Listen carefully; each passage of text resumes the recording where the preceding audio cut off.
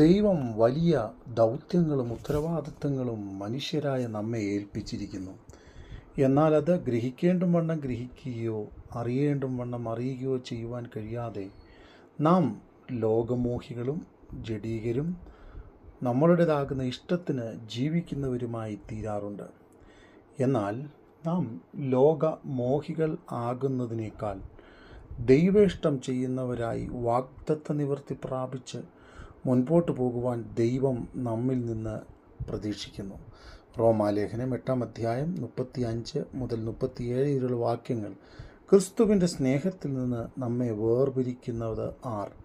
നാമോ നമ്മെ സ്നേഹിച്ചവൻ മുഖാന്തരം ഇതിലൊക്കെയും പൂർണ്ണ ജയം പ്രാപിക്കുന്നു. അതെ, ക്രിസ്തുവിൻ്റെ സ്നേഹം നമ്മെ തേടിയെത്തി.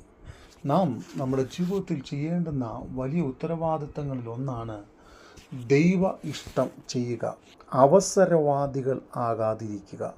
അതെ, പൗലോസിനെ സംബന്ധിച്ചിടത്തോളം താൻ വിശ്വസിച്ചതിനെക്കുറിച്ച് വ്യക്തമായ ഉറപ്പും ധാരണയും തനിക്കുണ്ടായിരുന്നു. എന്നാൽ താൻ ഒരു അവസരവാദിയായിരുന്നില്ല.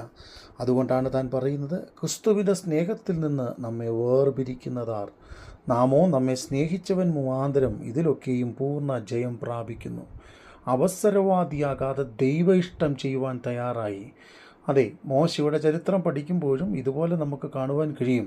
താനൊരു അവസരവാദിയായിരുന്നില്ല.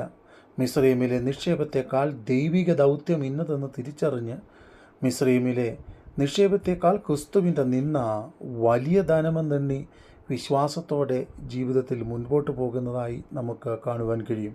അതുനിമിത്തം തനിക്ക് ലോകപ്രകാരം നേടുവാൻ കഴിയുന്ന ലാഭമായിരുന്ന പലതും താൻ ഒഴിഞ്ഞു മാറിയപ്പോഴും ദൈവം തന്നെ ഉയർത്തുവാനിടയായിത്തീർന്നു.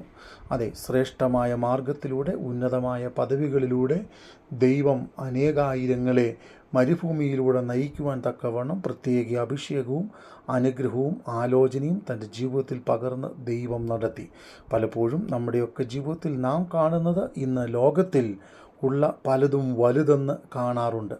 അതൊക്കെ അവസരവാദമായി നമ്മളെ പലപ്പോഴും നമ്മളുടെ വിശ്വാസത്തിൽ നിന്നും ധൈര്യത്തിൽ നിന്നും ആത്മീയ ശക്തിയിൽ നിന്നും തോൽപ്പിച്ച് കളയുവാനിടയുണ്ട്. അതുകൊണ്ട് ദൈവം ഏൽപ്പിച്ചിരിക്കുന്ന അവസരങ്ങൾ വിശ്വസ്തയോടെ ഉപയോഗിക്കുകയും ദൈവം നമുക്ക് തന്നിരിക്കുന്ന കാഴ്ചപ്പാടിനനുസരിച്ച് വിശ്വാസത്തോടും വിശ്വസ്തയോടും കൂടെ ജീവിക്കുകയും ചെയ്യുക എന്നതാണ് ദൈവം നമ്മിൽ നിന്ന് പ്രതീക്ഷിക്കുന്നത്.